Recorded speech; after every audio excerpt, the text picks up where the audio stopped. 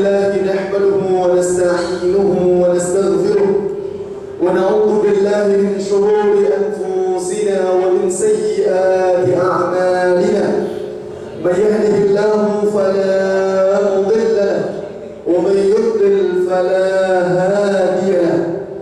أشهد أن لا إله إلا الله وحده لا شريك له وأشهد أن محمدا عبده ورسوله لا نبي ولا رسول بعده.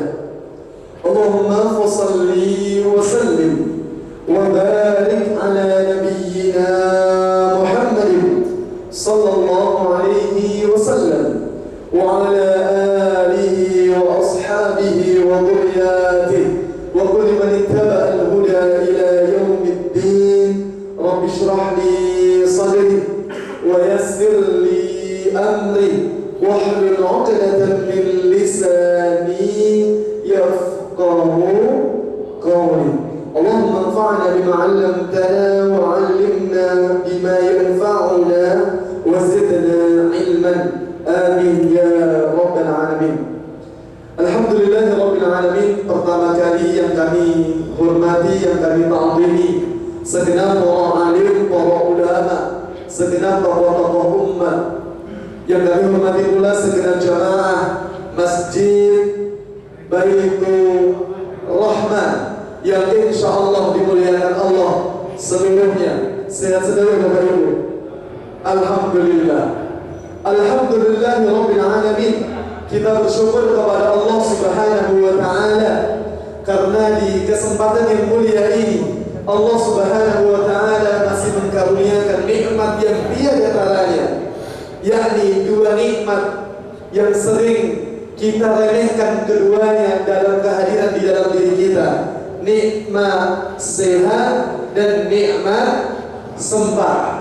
Lebih daripada itu, Allah titipkan nikmat yang tiada bisa dibayar dengan apapun, nikmatul iman wal Islam. Bapak Ibu yang dirahmati oleh Allah Subhanahu wa Ta'ala, panjenengan puji temriki kira-kira sampun iman derek Bapak Ibu? Sampun. Berarti panjenengan pun ditresnani, pun dicintai Allah nomor derek. Gitu ya. Insya Allah sampun Mbak, gitu ya. Kenapa?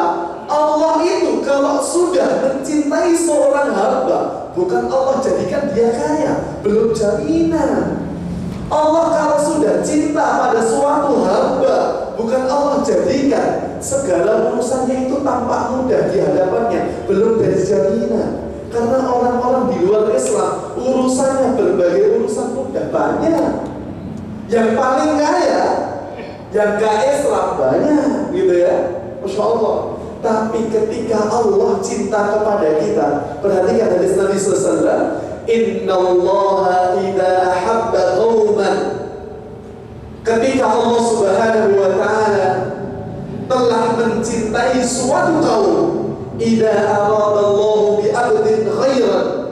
Kalau Allah Subhanahu wa Ta'ala menginginkan kepada suatu hamba itu kebaikan, ternyata Bapak Ibu yang dimuliakan Allah, ista'malahu, Allah bakal karyakan kita. Sekali lagi, Allah bakal karyakan kita semuanya. Makanya pulang jenengan Bapak Ibu, kok dadi takbir teng masjid iki, rasa dari Solo, opo-opo aku itu Allah sayang, gitu. Ini ada kotoran di masjid, jangan salahkan takmir, salahkan diri kita. Karena wahidul masajid lillah, masjid ini miliknya siapa? Allah, bukan miliknya takmir, bukan miliknya siapapun. Tapi siapapun yang masuk ke rumah Allah ini, mereka adalah tamu-tamunya Allah. Maka jadikan diri kita ini menjadi orang-orang yang selalu semoga Allah berikan manfaat pada diri kita. Amin ya rabbal alamin. Karena Bapak Ibu yang dimuliakan Allah Subhanahu wa Ta'ala, Nabi itu pernah ditanya oleh orang-orang, para sahabat mulia, Pak. Pertanyaannya sama. Makanya jangan nanti kalau baca di dalam beberapa kitab hadis, Pak, itu Nabi ketika ditanya ayyul a'mal afdal ya Rasulullah, amal apa yang paling afdal, paling apa? Utama ya Rasulullah.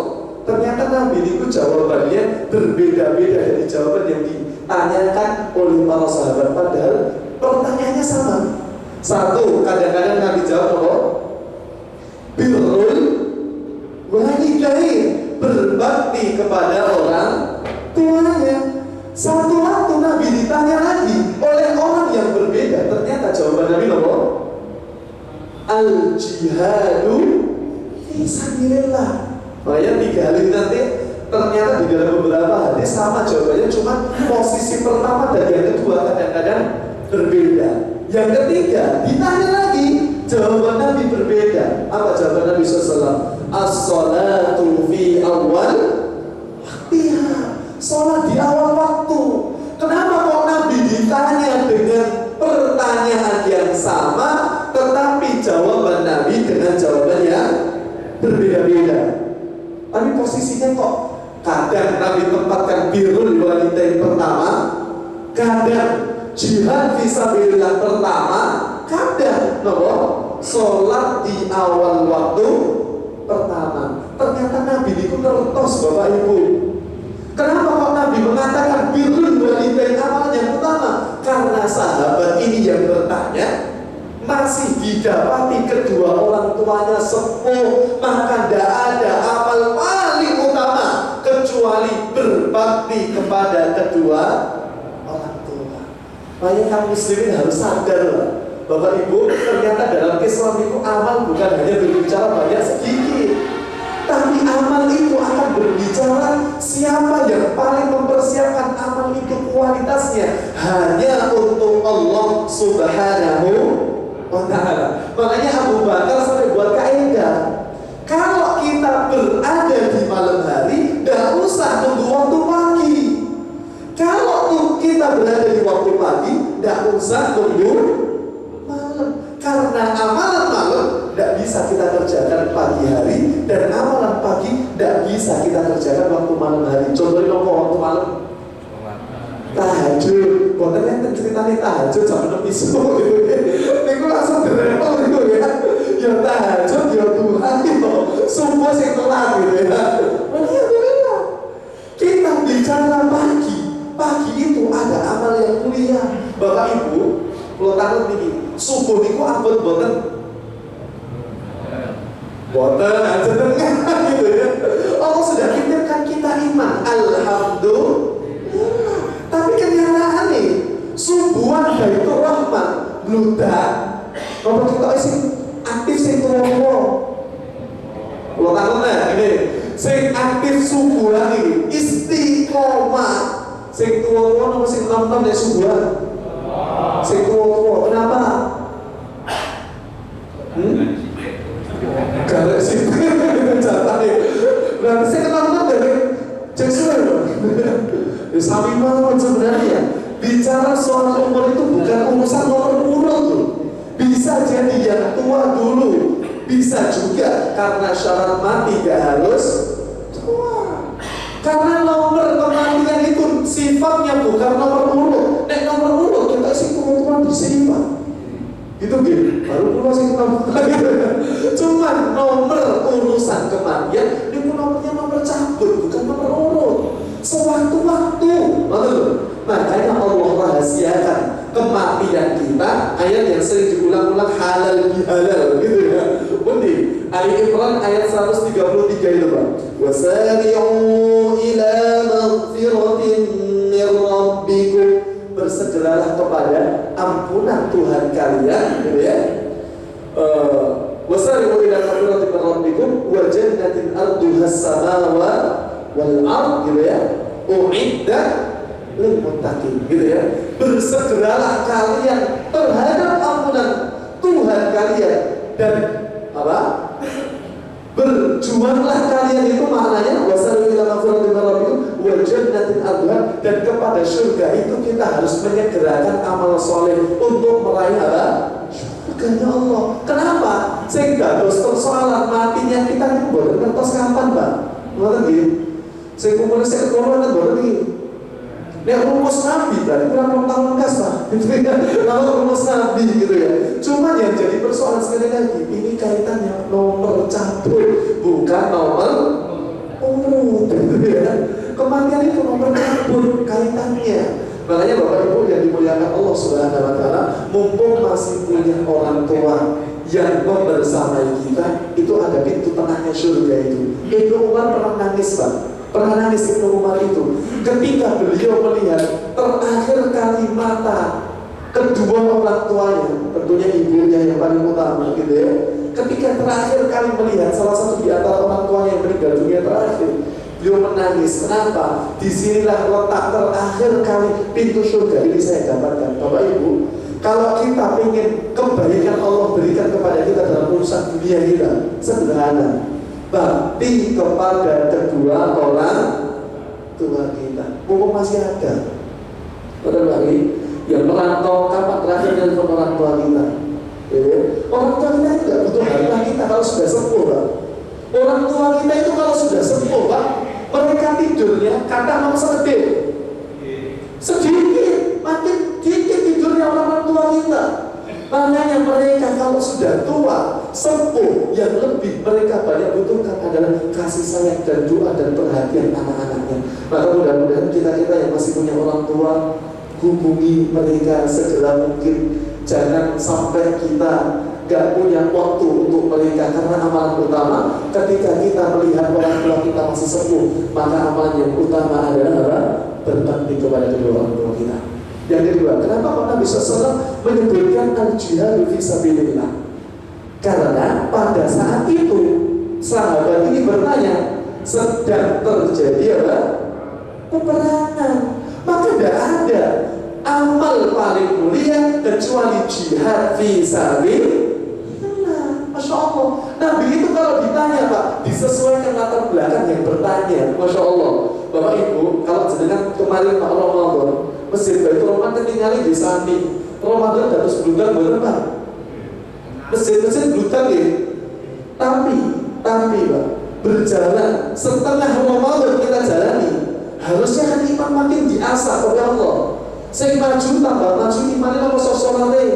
Sosokannya gitu ya. Problem di semua masjid. Kenapa? Allah berikan segala nikmatnya di awal Ramadan, tapi tidak banyak orang yang mampu menjaga sampai akhir Ramadan itu.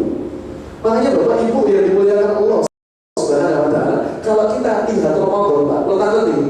Karena boten Pak, Ramadan saya belas orang tahu ketok rumahnya ke masjid, bareng Ramadan ngetok ke masjid, kan? Tolong boten sasa jangan lagi dengaret, apa dengaret? Oh jenengan di boten panitia akhir kan? Saya sampaikan, Bapak Ibu masih ingat Pak, seorang nama sahabat yang dulu saya akan sampaikan di sini, namanya siapa Pak? Seorang sahabat yang tidak pernah sujud sama Allah karena belum sempat Pak. Siapa namanya? Usairim. Sini Bapak Ibu, Usairim bin Abdul Ashhal, seorang sahabat masuk Islam yang kapan? Perang Uhud. Jadi perang Uhud itu Pak, salah satu sahabat yang diketuk Allah hatinya siapa? Usairim bin Abdul Ashhal. Pas diketuk hatinya, datang ke Rasulullah. Ya Rasulullah, sudah siap perang gitu Pak. Saya perang dulu atau Islam dulu? Jawaban Nabi apa? Islamlah dulu, baru berperang bersamaku. Karena asli taslam, orang yang Islam mesti selamat pun. Gimana Pak? Maka saya doakan kita-kita yang Allah berikan hidayah, wabil khusus usia yang 40 ke atas, biasanya itu tanda betul-betul Allah cinta. Karena kalau sudah 40 ke atas, Pak, biasanya istiqomahnya ini pun mantep pun boten mengong kangen, boten mengong iri gitu ya. Masya Allah. Makanya yang istiqomah yang tua-tua, kenapa? Pun sadar wayahnya arep. Oh, gitu ya. Masya Allah, jadi ini pun wayahnya arep mati. Kenapa yang muda-muda masih banyak bermaksiat? Dikira umurnya masih panjang, padahal belum tentu. Masya Allah. Makanya kita mohon Pak yang muda-muda gitu ya, kalau pengen istiqomah sebenarnya saya rasa sederhana, dekat-dekat dengan rumahnya Allah Subhanahu wa ta'ala. Biar Allah yang urusi kita, urusi rumahnya Allah, Allah urusi kita, insya Allah itu ya. Gak usah takut ngurusi rumah Allah, kok masa depan kita hilang, gak mungkin. Ngurusi rumah Allah, Allah akan bakal urusi urusan kita dunia sampai di akhirat. Rumah saya itu saya belajar banyak Pak kehidupan orang-orang sekitar saya. Itu yang jadi takbir hari ini, masih jadi takbir di masjid kami itu Pak. Masya Allah, dokter beliau Pak, salah satu yayasan di Al-Azhar. Saya kenal betul masa kecil beliau, ibunda saya tahu betul. Itu jualan galon, jualan koran. Tapi satu hal yang terus beliau pegang, tidak boleh jauh-jauh dari masjid. Jadi ketua remaja masjid, jadi ketua remaja sekelurahan, Masya Allah. Jadi segala kebaikan hampir sekecamatan bahkan itu disatukan oleh beliau. Sholat Id pertama itu yang merancang beliau. Hari ini Pak, Dok, tolong ada pangkat titel itu disematkan dari takmir masjid, luar biasa Pak, begitu ya. Saat ini jadi undang dulu ke masjid, gitu ya. Ini kan di masjid, duduk di masjid, luar biasa. Sekali lagi kan hadis Nabi SAW 7 golongan yang dinaungi Allah gitu ya. Sab'atun yudhilluhumullahu fi dhillihi yawma la dhilla illa dhilluh. Yang kedua itu kan syabun nasya fi ibadatillah, anak muda yang menghabiskan masa mudanya untuk siapa? Ibadah kepada Allah Subhanahu wa taala. Langsung diri yang ketiga. Napa? Wal rajulu qalbuhu mu'allaqun fil masajid. Seseorang yang hatinya, kalau bahasa Ustaz Abdullah Manaf Amin, kumandil-mandil terhadap masjid. Sidik-sidik di masjid, ada masalah di masjid. Pas dulu bojone apa? Ya selesaikan dulu baru ke masjid. Yang ke masjid boleh, balik lagi ke rumah. Jangan pernah kemana-mana. Walhamdulillah, gitu ya. Menenangkan ini tempat dan diberkahi oleh Allah Subhanahu wa taala. Kita kembali ke Usairin Pak. Akhirnya Usairin ini masuk Islam dan sempat belum belajar sholat. Tanya kepada para sahabat, belum saatnya engkau sholat, belum saatnya engkau baca Quran, berangkat di perang Uhud bersama Rasulullah. Maka saya doakan semoga kita termasuk orang-orang yang nanti dimampukan Allah menginjakkan kaki kita langsung di bukit Uhud sana Pak. Amin ya rabbal alamin. Termasuk salah satu sikitur itu ya, salah satu wisata tur di Madinah nanti kita akan diajak ke Bukit Uhud, salah satu gunung yang nanti berada di surga, namanya gunung apa? Uhud. Maka ketika kita menginjakkan kaki di sana, mudah-mudahan nanti gunung Uhud akan bersaksi kepada Allah Subhanahu wa taala. Amin ya rabbal alamin. Dan Bapak Ibu, kalau kita pernah dengar keutamaan sholat jenazah Pak, itu keutamanya apa Bapak Ibu? Kita akan mendapatkan berapa kilo? 1 kilo. Kalau cuma sekedar nyolatkan, gitu ya, nyolatkan jenazah itu 1 kilo. Kata para sahabat bertanya kepada Rasulullah, ya Rasulullah, apa itu makna kilo? Makna itu maknanya ya besarnya kilo itu sebesar apa ya Rasulullah? Jawaban Rasulullah apa? Sebesar gunung Uhud. Tapi kalau kita sampai menguburkan, menyelesaikan hak saudara kita, maka kita akan mendapatkan berapa kilo? 2 kilo, 2 gunung Uhud. Anda akan saksikan, oke juga ya Pak, nah kita gitu ya. Kalau kita ngurusi jenazah-jenazah kaum muslimin, Bapak Ibu yang dimuliakan Allah, ternyata Usairin ini berangkat Pak, meninggal dunia. Itu kasak kusuk para sahabat. Waduh, ini belum sempat sholat ini. Pantes ini disolatkan, misalkan kata-kata kita misalnya kayak gitu. Pantes ini disolatkan atau sholatnya belum akhir-akhir termak gitu. Hati-hati. Usairin kasak kusuk para sahabat. Kisah surga apa neraka ini? Jawabannya dia Pak, huwa fil jannah. Dia di mana? Masya Allah, kata Abu Hurairah, inilah Usair bin Abdul Ashhal, seorang sahabat yang belum pernah keningnya menempelkan untuk bersujud kepada Allah. Ternyata Allah telah berikan kabar gembira dari Rasulnya, dia bertempat nanti di mana? Surganya Allah Subhanahu wa taala.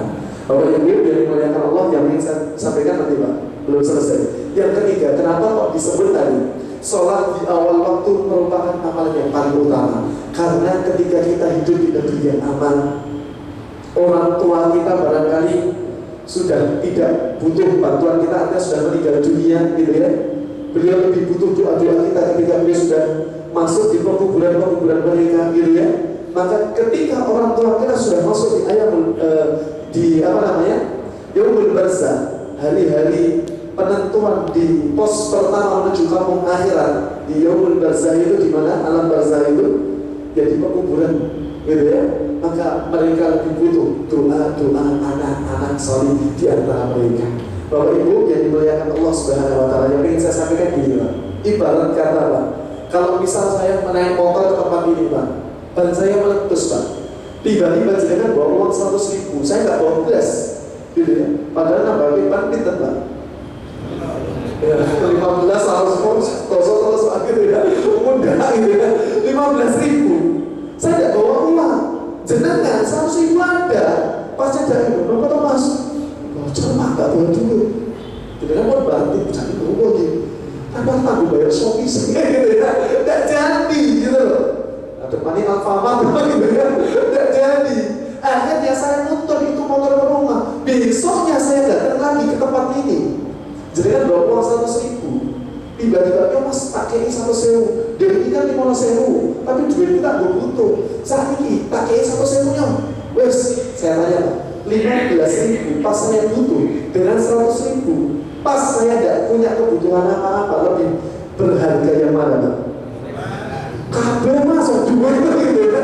Lebih berharga 15.000 pas saya butuh. Seperti itulah Allah Subhanahu wa Ta'ala akan nilai setiap amal soleh kita.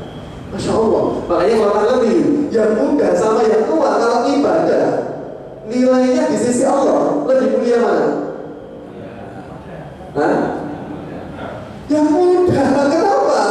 Dari sisi nafsu anak muda itu Pak lebih liar nafsunya. Yang tua-tua pun sadar kan gitu ya.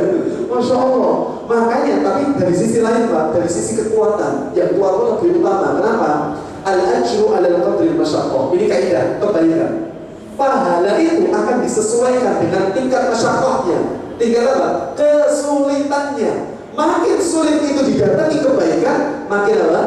Besar nilainya di sisi Allah Subhanahu wa Ta'ala. Maka Bapak Ibu yang dimuliakan Allah, kenapa kok para sahabat dahsyat iman mereka? Sekali lagi, Anda kalau baca Sirah Nabawiyah Pak, ternyata 13 tahun Nabi itu diutus fase Mekah sama Madinah. Panjang mana Pak? Mekah itu 13 tahun. Madinah cuma berapa tahun? 10 tahun. Tapi syariat perang pertama itu di Madinah atau Mekah? Di Mekah. Maka di Madinah gitu ya. Di Madinah. Nah, Mekah itu fasenya saatnya para sahabat imannya itu dikokohkan Rasulullah Sallallahu Alaihi Wasallam. Maka kalau iman itu sudah rancang seperti jawaban Bapak tadi, enteng ke masjid. Kenapa? Dorongannya iman. Coba kalau tidak ada iman, ngaji Baitur Rahman, boleh buatan. Wah, aku ini dari hutan nih, gitu ya. Masih banyak kosongnya, gitu loh. Makanya Bapak Ibu, saya cerita sedikit ini. Peristiwa perang Uhud, Pak. Itu kan Anda pernah dengar nama Khalid bin Walid ini. Khalid bin Walid. Kehebatan Khalid ini kan apa Bapak Ibu? Hah? Mimpin pasukan perang sampai Rasul itu Pak. Masya Allah ya. Rasul itu pernah diobrak-abrik barisannya pas kapan? Perang Uhud. Jadi Khalid itu memang gak ada duanya. Sampai-sampai jenderal perang hari ini Pak, jenderal kita gitu ya di Indonesia banyak baca dan menyimpulkan bahwa Khalid bin Walid satu-satunya panglima perang yang gak ada duanya di muka bumi ini. Masya Allah. Siapa? Khalid bin Walid. Sebelum masuk Islam, keahliannya sebagai pemimpin perang karena didorong barisannya, dadanya itu dengan iman. Makin Islam, makin iman, kehebatan yang dikaryakan untuk Islam. Masya Allah. Bapak Ibu, kalau kita baca perang Uhud Pak, itu 70 pasukan memanah itu disiapkan di atas perbukitan Uhud. 70 awalnya muslimin menang karena nasi mulut, tapi kata Rasul, ojo pindah, menang kalah tetap posisi di sini. Ternyata menang, tertarik dengan harta rampasan. Iya, jadi juga menus kakean. Sahabatnya juga manusia makin, tapi sahabat manusia pilihan. Kalau kita dari sahabat ramantes gitu ya, orang pantes lah gitu ya. Makanya Allah sudah siapkan para sahabat itu adalah orang-orang terbaiknya gitu ya. Akhirnya ketika Khalid melihat pasukan memanah turun, dibalik arah oleh Khalid, dikepung dari arah belakang, muter itu Khalid. Makanya pasukan yang obrak-abrik barisan kaum muslimin, sinten yang pimpin? Khalid. Yang disasar pertama itu sinten? Rasulullah SAW. Makanya Rasulullah sampai dipukul Pak. bagian wajah beliau, bagian gigi geraham beliau itu sampai apa? Berdarah. Bapak Ibu kalau baca lebih detail, Rasulullah itu kan sudah dikejar Pak, hampir beliau itu dibunuh Pak, karena sempat dipukul, jebret gitu ya. Di bagian pelindung bagian wajah itu kan ada apa namanya, tameng bagian wajah itu kan terbuat dari baja besi Pak, gitu ya. Pas dipukul jebret, itu 3 cincin besi nempel di pelipis Nabi Sallallahu Alaihi Wasallam. Nabi itu sudah dipukul itu nempel 3 ring besi di pelipis Nabi SAW. Nabi sudah sempoyongan Pak. Kenapa? Nabi itu sudah juga kepukul, sudah masuk juga di lubang-lubang jebakan yang dibuat oleh orang kafir Quraisy. Akhirnya dipapah oleh para sahabat. Yang indah di sini saya ingin bilang, istiqomahkan diri kita dalam iman itu kenapa? Lihat para sahabat yang mulia. Ada nama Thalhah bin Ubaidillah. Pernah dengar nama Thalhah? Pernah itu? Termasuk salah satu sahabat yang dijamin diberi kabar surga sebelum meninggal dunia. Siapa namanya? Thalhah bin Ubaidillah. Thalhah itu Pak, Masya Allah, itu tubuhnya disebutkan dalam satu riwayat 70 luka sayatan. Maksudnya kalau kata 70 itu bukan hanya dihitung 70 toh, itu menunjukkan makna yang saking banyaknya luka yang ada pada diri siapa? Thalhah. Bahkan 2 jari jemarinya ini Pak, ini lepas, putus. Salah satu tempurung kakinya apa? Lepas Pak. Jadi salah satu tempurung kakinya Thalhah itu hilang karena kena luka sabetan dan pukulan orang-orang kafir Quraisy. Yang indah di sini, pas pedangnya sudah patah, tamengnya sudah terkoyak, itu busur sudah tidak bisa digunakan Pak. Akhirnya apa yang dilakukan Thalhah? Dia berikan tubuhnya untuk jadi tameng siapa? Rasulullah SAW. Maka ketika Rasulullah dilindungi para sahabat yang mulia, sasaran orang-orang kafir Quraisy itu perhatiannya berpindah dari kepada Rasulullah kepada siapa? Anak muda yang pertama kali dikirim dakwah ke Madinah. Siapa namanya? Mus'ab bin Umair. Masya Allah, seorang pemuda tampan, kaya raya bukan main, fasilitas dunia dia punya, berbagai fasilitas dunia. Tapi pas masuk Islam kata ibundanya Pak, apa kata ibundanya? Nah, engkau tetap pegang agama Muhammad atau ibu bakal stop segala fasilitas yang ibu kasih. Jawaban Mus'ab bin Umair apa Bapak Ibu?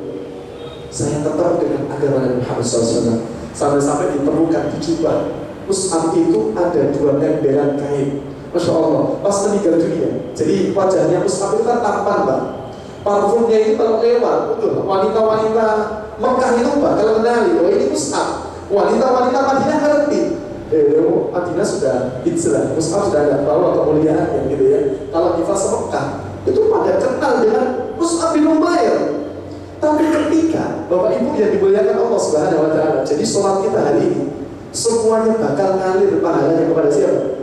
Mus'ab bin Umair. Karena dakwah tersebar pertama kali itu mula-mulanya karena dakwah yang dibawa oleh siapa? Mus'ab. Madinah itu diislamkan pertama kali oleh Mus'ab bin Umair. Makanya ketika Madinah jadi kejayaan Islam di masa Nabi SAW, di sejak saat itulah Islam mulai tersebar ke seluruh penjuru dunia. Dan itu diawali oleh siapa? Mus'ab bin Umair. Contohnya iman Bapak Ibu yang dimuliakan Allah. Tapi ketika Rasul dikepung, itu Mus'ab bin Umair, Anda baca itu di dalam kitab-kitab sejarah para ulama, ngangkat panji Rasulullah tinggi-tinggi agar yang dikira Rasulullah siapa? Mus'ab. Karena rambutnya Mus'ab itu mirip dengan rambut Rasulullah SAW. Ya nggak keriting, ya nggak apa, lurus, bergelombang, panjangnya sebahunya, Masya Allah, hampir wajah, namanya Ibnu Kumiyah. Itu sampai pandang wajahnya Mus'ab, oh itu Rasulullah, kita kejar. Makanya siapa namanya tadi? Mus'ab bin Umair ketika mengangkat panji Rasulullah tinggi-tinggi, ditebas itu tangan sebelah kanan. Apakah selesai? Tidak, diambil dengan tangan kirinya. Masya Allah, tangan kiri ngambil panji Rasulullah agar tidak terjatuh, ditebas. Kedua tangan Mus'ab bin Umair lepas, darah ngalir begitu dahsyat. Diambil dengan kedua tangan yang tersisa. Masya Allah. Akhirnya Mus'ab bin Umair ditusuk di bagian jantung, meninggal dunia. Masya Allah, dengan luka yang menjadi tanda kesyahidannya nanti. Bapak Ibu, ketika meninggal dunia, Rasulullah melihat jasadnya Mus'ab. Inilah Mus'ab bin Umair, seorang pemuda kaya. Dia tinggalkan seluruh dunianya. Tapi ketika masuk Islam, ketika itu semua dunia dia tinggalkan. Tapi hari ini ketika meninggal dunia, bahkan kain burda kecil Pak, menutup bagian wajah, kelihatan apa? Kakinya. Coba ditarik bagian kakinya, ternyata ditarik bagian kaki terlihat apa? Wajahnya. Masya Allah, Nabi SAW sampai nangis melihat apa? Kondisi yang dialami oleh Mus'ab bin Umair. Dan di sini saya ingin sampaikan di sini, imannya para sahabat itu luar biasa Pak. Masya Allah, di sini letaknya. Rasul ketika tadi Pak mau naik ke atas perbukitan Uhud, Rasul sudah tidak kuat. Itu nama Tolhah tadi Pak, sambil darahnya tertucur, itu berdoa kepada Allah, bihud bidami hatta tarma. Ya, ambil darahku hingga kau ridho ya Allah. Ambil darahku sampai kau ridho ya Allah. Sambil menetes itu darah, Nabi SAW berdoakan, Amjad Tolhah, Amjad Tolhah. Tolhah wajib masuk surga. Masuk surga wajib Pak. Kayak kita masuk rumah Pak, wajib. Ini masuk surga wajib, bayangkan. Luar biasa Pak. Akhirnya kata Tolhah bin Ubaidillah sambil menundukkan tubuhnya, ya Rasulullah, silakan tumpangi diriku agar engkau bisa naik ke atas bebatuan Uhud ini ya Rasulullah. Akhirnya Rasulullah sambil menangis, kemudian beliau berkata, ketahuilah kalau engkau ingin saksikan seorang penghuni surga, salah satu orang yang masuk surga nanti dan masih berjalan di muka bumi, siapa namanya? Tolhah bin Ubaidillah. Dahsyatnya iman dan keistiqomahan kalau sudah masuk hati, luar biasa. Itu apakah sudah selesai? Belum. Rasulullah itu di tempat yang aman. Dilihat sahabat yang lain, sekali lagi, para sahabat itu orang-orang yang sangat rindu dengan surga. Makanya didatangi Rasulullah agar mereka juga dapat kabar surga. Siapa namanya? Abu Ubaidah bin Jarrah. Pernah dengar ini? Abu Ubaidah bin Jarrah. Ini ngecek luka Rasulullah SAW. Ini Rasulullah harus segera diselamatkan. Ini luka ini kalau enggak segera dicampur itu cincin besi bisa busuk wajah Rasulullah SAW di bagian pelipisnya ini. Maka pada saat itu Abu Ubaidah menyegerakan dirinya untuk berikhtiar mencabut. Tapi kalau cabut pakai tangan nggak kuat. Akhirnya dicabut pakai apa? Bapak Ibu, pakai apa? Giginya. Masya Allah, dicabut dengan giginya apa? Satu ring besi, terus lepas satu gigi. Abu Ubaidah juga lepas. Masya Allah. Jadi kalau 3 ring besi, berapa gigi Abu Ubaidah yang lepas Pak? 3 giginya. Kata Rasulullah indah sekali. Inilah salah satu penduduk surga nanti yang giginya mendahulunya masuk surga. Kita yang mendahului kita masuk surga apa Pak? Derengnya gitu ya. Masya Allah. Apa sudah selesai? Belum. Sekali lagi, iman yang dorong para sahabat. Siapa nama para sahabat yang berikutnya peduli dengan Rasulullah? Malik bin Sinan Al-Khudri Pak. Malik bin Sinan, tahu Malik bin Sinan? Seorang sahabat yang termasuk sahabat yang bergelar syuhada di Uhud Pak. Nanti kalau jangan langsung ke sana, termasuk salah satu yang ditulis di sana namanya siapa? Malik bin Sinan Al-Khudri. Ini seorang sahabat ketika melihat pelipis Nabi sudah diselamatkan oleh Abu Ubaidah, itu cincin besi yang nempel, itu kan Abu Ubaidah kesakitan Pak, karena giginya juga terlepas gitu loh. Datang Malik bin Sinan di dekat itu Rasulullah SAW. Saking cintanya, ditempelkan itu kain jubah yang dia miliki agar tidak darah itu mengalir kembali. Masih ngalir juga. Akhirnya diapakan oleh Malik? Ditempelkan itu mulut di pelipis Nabi SAW, ditempelkan itu mulut. Akhirnya darah itu diapain? Dihisap sampai penuh Pak itu mulut Malik bin Sinan. Kata Rasulullah apa? Muntahkan wahai Malik. Kata Malik bin Sinan apa Pak? Langsungnya gitu. Tapi sampai penuh itu apa? Darah Rasulullah. Akhirnya darah itu tidak dimuntahkan, malah gitu ya. Tanya saya Pak, dengan darah itu hukumnya halal apa haram? Haram. Tapi karena dorongan iman cinta kepada Rasulullah, kata Malik bin Sinan, ya Rasulullah, sebagian darahmu sudah masuk ke dalam diriku. maka tolong doakan dirimu agar nanti berdekatan denganmu di surga. Masya Allah, luar biasa banget. Akhirnya Malik bin Sinan didoakan oleh Rasulullah SAW. Ketahuilah bahwa dirimu termasuk orang yang nanti berdekatan denganku di surga. Itu merinding Pak, gemeter tubuh Malik bin Sinan. Itu pedang yang dia bawa, tiba-tiba dia jatuhkan. Masya Allah, saking senangnya dengan kabar doa gembira dari Rasulullah SAW. Akhirnya tiba-tiba Rasulullah dilepaskan, diambil itu pedang kembali, maju ke medan Uhud. Masya Allah, ternyata termasuk salah seorang sahabat yang meninggal dunia, seluruh lukanya ditemukan di bagian depan, menunjukkan orang yang tidak pernah mundur sekalipun di medan perang. Masya Allah, karena apa? Sudah jaminan surga, maju tok, tinggal dibunuh selesai surga gitu ya. Tapi indah sekali iman yang dorong Bapak Ibu. Nah, yang ingin saya sampaikan apa? Bapak Ibu yang dimuliakan Allah Subhanahu wa Ta'ala, perhatikan para sahabat. Khalid itu maksimal dengan kemiliterannya, Pak. Tapi juga punya kelemahan, gitu. Kelemahan Khalid apa? Kira-kira Bapak Ibu?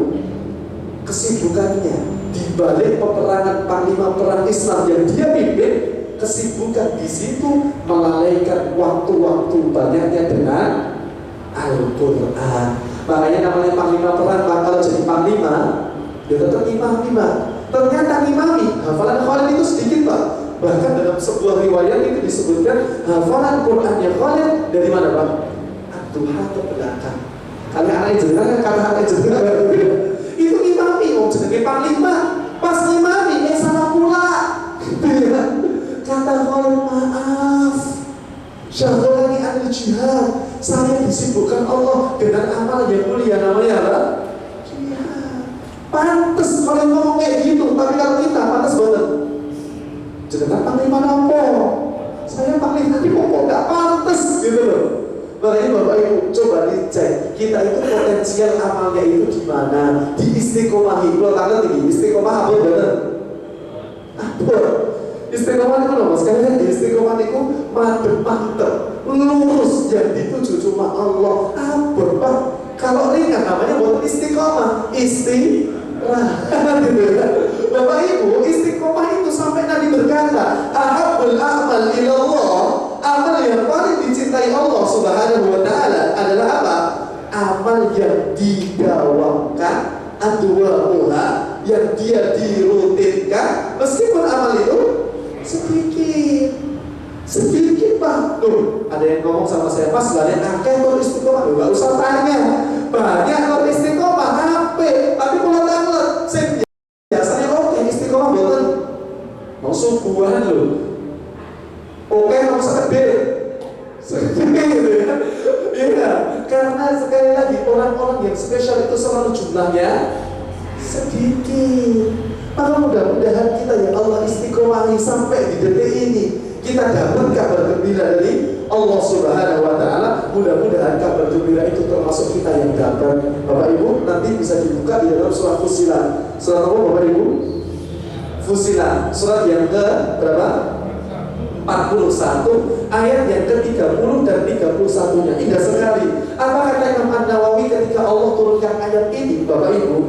Imam An-Nawawi itu menjelaskan ayat ini dengan indah sekali. Saya baca ini, ya Allah, ternyata ada ini sering dengar ayat ini Pak ya. Innal ladzina qalu rabbuna Allah. Orang-orang yang mereka berkata, Roh kami, Tuhan kami adalah Allah. Artinya mereka yang sudah iman. Tapi iman itu apa cukup? Sumas. Kemudian mereka yang istiqomah. Istiqomah itu maknanya bukti dari keimanannya. Makanya selalu ayat iman diiringi dengan amal soleh. Contoh surat Al-Asr nih, oke? Wal asr, demi waktu, demi masa. Innal insana lafi khusr. Sesungguhnya manusia dalam kondisi rugi kecuali siapa? Illal ladzina amanu. Orang yang iman dan amal saleh. Sumastaqamu, mereka yang istiqomah dengan amal mereka meskipun cuma apa? Sedikit. Lebih baik Pak Ramadan kemarin jenengan sehari 1 juz dari awal sampai akhir terus khatam sekali, daripada sehari langsung khatam sesuk 6 gitu ya. Masuk rumah sakit terus boten ngaji blas gitu ya. Disesuaikan, kekuatan kita beda-beda Pak. Sekali lagi, kekuatan amal kita beda-beda gitu ya. Fattaqullaha mastata'tum. Takwalah sama Allah itu sesuai kemampuan kita gitu ya, sesuai kemampuan kita. Syekh Abdullah Azhar ketika ditanya makna fattaqullaha mastata'tum oleh muridnya, kata beliau boten jawab Pak. Yuk aja nopo lari maraton muteri lapangan Pak. Diajak dulu. Saya tanya kok tentang bertakwalah kepada Allah semampu kalian, malah diajak layu gitu ya. Muter itu lapangan sampai putaran yang kesekian kalinya, nafas beliau sudah mulai terengah-engah. Muridnya juga bingung, kok terengah-engah gitu ya. Dilanjutkan itu perjalanannya Pak. Sampai kapan? Sampai Syekh Abdullah Azhar beliau kemudian pingsan dari perjalanannya, yang ngajak muridnya putar-putar lapangan itu Pak. Baru pas siuman kata Syekh Abdullah Azhar gini Pak, engkau kan tadi tanya tentang makna fattaqullaha mastata'tum. Ketahuilah, beribadahlah semampu kalian itu maknanya. Berjalanlah terus-menerus maksimalmu sampai yang memberhentikan kita adalah siapa? Semampu kita itu kabarnya gini Pak, hidangan makanan kita jadi tamu kehormatan sudah camat misalnya atau presiden kita kan rantangan banget gitu ya, atau kita tamu kehormatan, ini makanan disediakan untuk kita maksimal itu semampu kita ya, semampu perut kita cerna. Makanya Bapak Ibu, konsep dalam Islam kulu washrobu wala tusrifu, makan monggo makan, tapi dilihat kekuatan kita itu mampu nonton. Kita tidak boleh serakah-serakah. Kenapa? Mau sebanyak apapun Pak makanan yang kita miliki, paling maksimal 2 piring. Oke, nambah Pak ya? Tidak kuat. Kita mau banyak rumah kita miliki, paling yang kita tempati cuma berapa? Ya 1. Kalau mungkin kita pisahkan diri kita gitu ya, buat keluarga mungkin. Itu loh. Mobil kita sebanyak apa sama, mobil yang kita pakai cuma berapa? 1. Makanya Bapak Ibu yang dimuliakan Allah Subhanahu wa Ta'ala, mari pertahankan kebaikan kita meskipun amalan itu cuma sedikit. Ini sampai jam itu lagi. Wah, orang kikit yang ngapur ini ya, biasanya ada kikit ya, nggak ada. Baik, Bapak Ibu, karena materi kita tentang istiqomah tadi, Bapak Ibu yang dimuliakan Allah, saya selesaikan surat tadi Pak. Allah berikan kabar sunnah taqwa. Kemudian apa kata Allah Subhanahu wa Ta'ala? Tatanazzalu 'alaihimul malaikah. Allah turunkan para malaikatnya. Kata Imam An-Nawawi, kapan Allah turunkan malaikatnya? Ketika kita sakaratul maut, ketika kita akan meninggal dunia. Apa kata para malaikat kepada kita? Alla takhafu wala, jangan kau takut, jangan kau sedih. Wa abshiru bil jannati kuntum tu'adun. Karena surga tempat kembalimu, wahai orang yang iman dan istiqomah. Artinya apa? Masya Allah, tidak sekali para ulama Pak ketika menjelaskan ayat ini. Artinya orang ketika meninggal dunia, sudah namanya manusiawi Pak, orang meninggal dunia akan bertanya tentang keluarganya Pak. Bagaimana kondisi anak-anakku nanti setelah aku meninggal dunia? Terus apa sih terus bojoku tenang, terus gitu ya. Masya Allah, gak usah khawatir. Makanya ayat ke-31-nya apa? Nahnu awliya fil dunya wal akhirah. Kamilah pelindung mereka dunia dan akhirat. Maka kalau kita pengen gak khawatir hidup kita setelah kematian kita, takwa dan iman kita harus kita jaga sampai meninggal dunia. Insya Allah semoga kita senantiasa dimudahkan Allah dalam kebaikan. Amin ya rabbal alamin. Baik, ini kamu kan ya sekedar lagi. Soalnya dari tuntas nih gitu ya. Nah, yang jadi persoalan adalah pripun cara istiqomah. Satu tadi mulailah dengan amal yang sedikit. Anda bangun subuh Pak, itu didoakan Nabi. Gimana doa Nabi? Allahumma barik. Buatan lana nih mau sedekah ibu. Gitu ya. Allahumma barik li ummati fi bukuriha. Ya Allah berkahi umatku di waktu pagi. Dan mudah-mudahan yang belum nikah gitu ya, Jangan harap Anda bisa bangun keluarga kalau belum bisa bangun subuh, tidak bisa gitu ya, berkahnya waktu. Dan Anda infak subuh itu didoakan malaikat, Allahumma a'ti munfiqan halafan, ya Allah berilah ganti orang yang infak di waktu subuh. Bapak Ibu, di konser dibagi subuh hari itu keluarkan sebagian harta yang Allah titipkan kepada kita.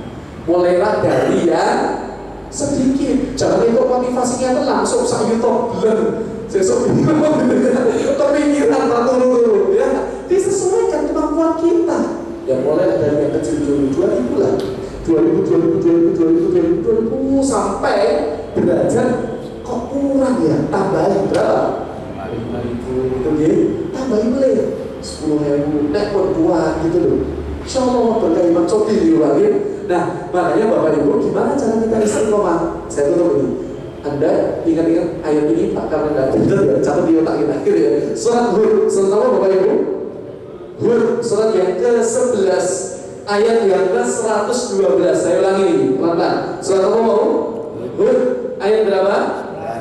112. Allah berfirman, ini tips istiqomah dari Allah. Satu, fastaqim. Kalau kalian ingin istiqomah, istiqomahlah kalian kata Allah. Cara yang pertama, kama umirta, sebagaimana kalian diperintahkan. Ini satu. Yang kedua, wa man taba ma'aka, dan orang yang taubat bersamamu. Maksudnya gimana? Bentar. Yang ketiga, wala tataghaw, jangan melampaui batas. Kalau ingin istiqomah kayak ini, kita bahas singkat. Satu, kalau ingin istiqomah, tidak usah neko. Yang diperintah Allah, yang dilarang pun yang diperintah kerjakanlah, yang diperintah, yang dilarang tinggalkan. Itu loh. Namanya iman itu kan kadang naik, kadang turun. Kalau pas turun Pak, amankan diri kita di perintah yang Allah wajibkan. Karena tinggalkan wajib hukumnya dosa. Karena kalau kita berbuat dosa, makin hari makin jauh. Pas futur, pun agak kepegang sunnah males, minimal tetap sholat berjamaah di masjid. Insya Allah tetap jaga iman kita. Yang kedua, bukan taba maka maknanya kita tidak bisa istiqomah sendirian. Kita harus cari orang-orang baik. Orang baik menurut Allah bukan cuma orang yang sholat tok di masjid. Orang baik menurut Allah adalah orang yang mau bertobat kepada Allah Subhanahu wa ta'ala. Makanya kalau lihat orang yang bertobat kepada Allah Pak, bisa jadi Pak, dosanya saat itu juga diampuni seluruhnya oleh Allah. Bisa nggak bagi Allah mau mengampuni seluruh dosanya? Bisa. Ada bukan di surat At-Tahrim itu ayat yang ke-8 gitu ya.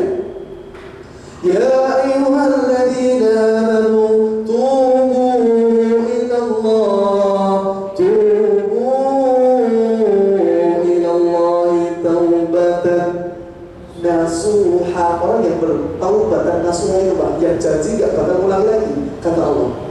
Asa rabbukum ayyukaffira ankum sayyiatikum wa yudkhilakum jannatin tajri min tahtihal anhar. Insyaallah orang yang taubat dan nasuha bisa jadi Allah bukan hanya sekedar ampun dosanya, bahkan Allah masukkan dia ke dalam.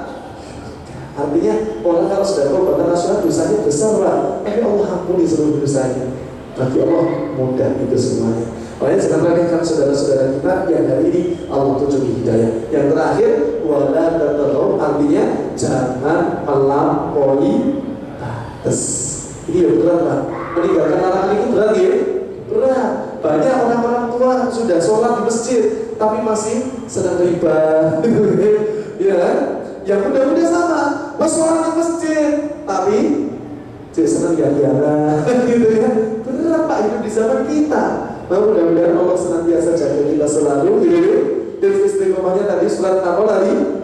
Hud ayat yang ke-112.